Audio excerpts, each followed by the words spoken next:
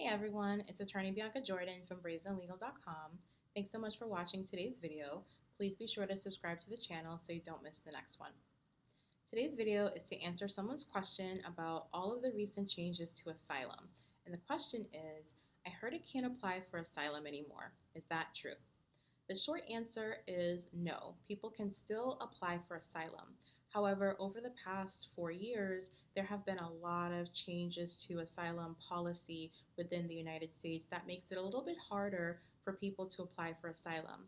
And I think this person's question was in reference to some of the recent changes to asylum that happened over the summer.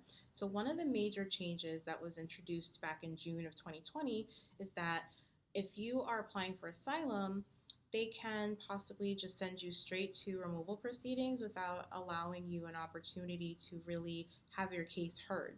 Another change to asylum policy went into effect on August 25th, and that policy change states that if you're coming into the United States with a visa or some other lawful entry into the United States and you are applying for asylum, you will need to wait 365 days before you can apply for a work card. And if you come into the United States undocumented and then you apply for asylum, you will not be able to get a work card at all. So there have been a lot of changes that have been happening within asylum law and policy, but you can still apply for asylum. It's just the policies are now making it a little bit more difficult to do so. I hope you found this video helpful. Please visit brazenlegal.com to learn more about me, my law firm, and how we can help you on your immigration journey. And please don't forget to subscribe to the channel so you don't miss the next video. Thanks for watching.